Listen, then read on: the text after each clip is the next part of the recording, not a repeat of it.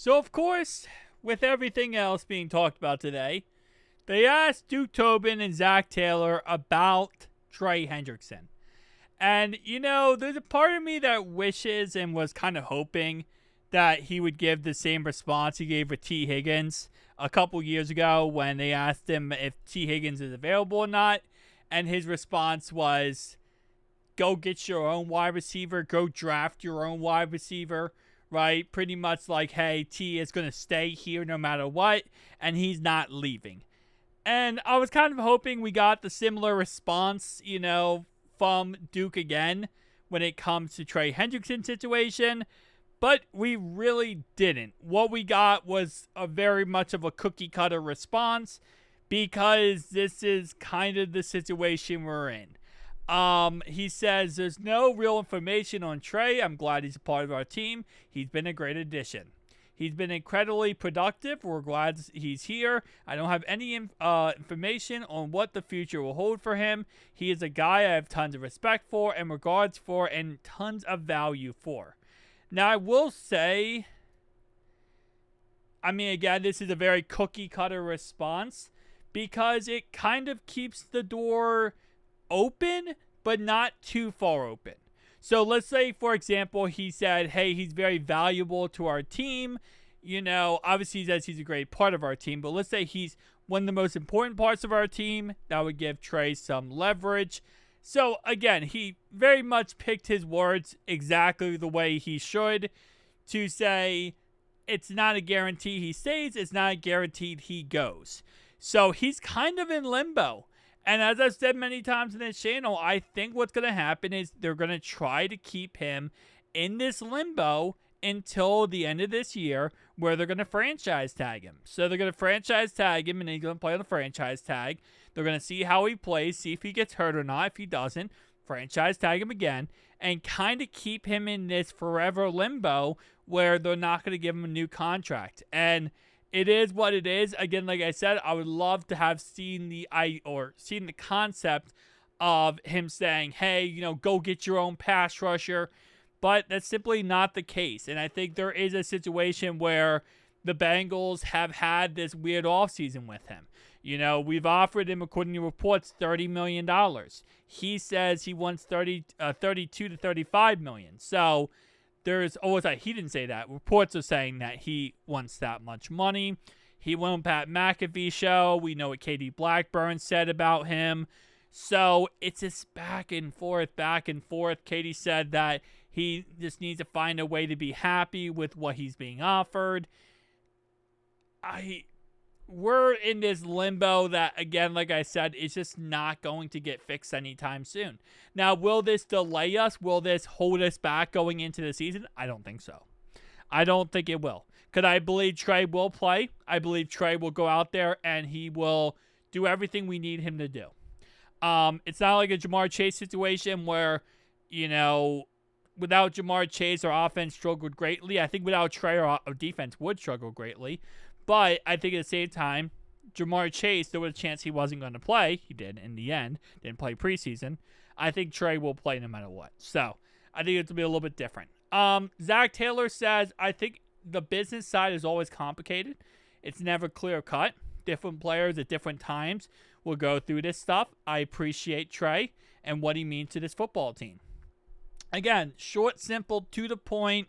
Not saying too much, but also saying just enough to say, hey, we're kind of like, we're on Trey's side, but at the same time, we're not going to get a contract done right now. Like, he is on the contract that he's on last year of his contract, and obviously I do believe they will franchise tag him after that. So it is what it is. We're not going to get much information on the Trey Hendrickson situation because at this moment in time, really, that's not their priority. They tried to sign him this offseason.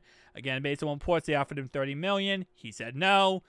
Katie Blackburn said he should be happy with what he gets offered. Obviously, he was not happy with that statement. It was a back and forth this offseason, and yeah, they tried trading him, Apparently, they were asking for ridiculous amounts of draft picks for him, which I don't think they were at all, by the way.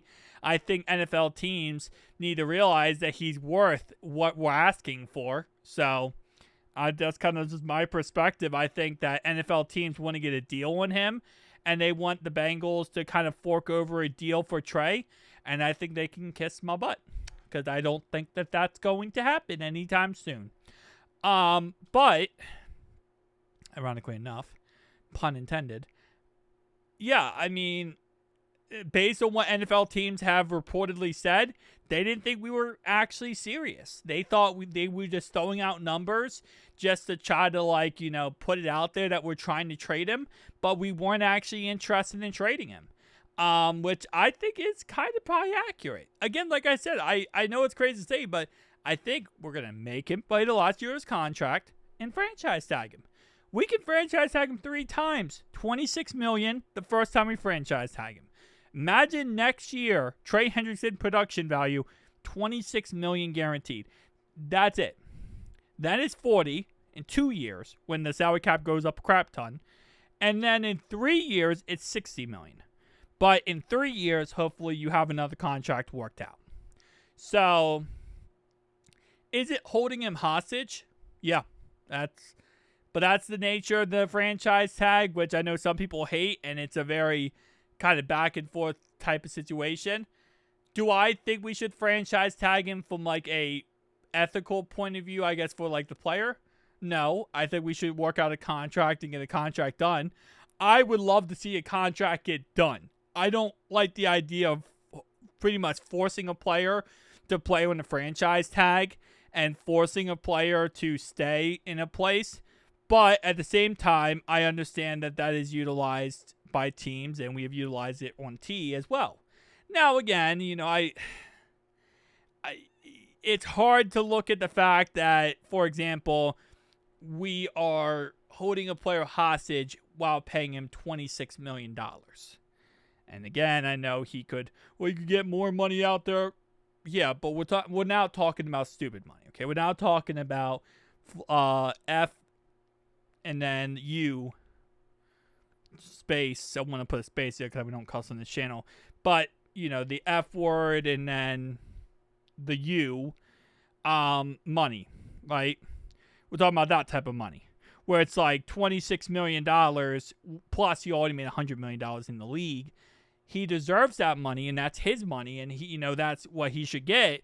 But at the same time, we're talking about generational wealth 5-6 generations down the line, which again, he deserves, right? At the end of the day, he deserves what $26 million is nothing to snuff about. And I think a lot of people look at these franchise tags and think, oh, he's only going to make $26 million. Okay, the average American makes 30 to, I think it's 50 grand, the average American, 50 grand, 50, 60 grand. And that's after taxes. 26 million is a lot of money, okay? It's a lot of money. I know they play football and they put their bodies on the line, but there's people out there who welders, who also sniffing gas and stuff like that and work in mines, and they get paid minimum wage or barely 45, 50 grand. So again, I don't know. Let me not get into this conversation. I could have an hour-long conversation about this very said subject. But anyway, hopefully Trey's good.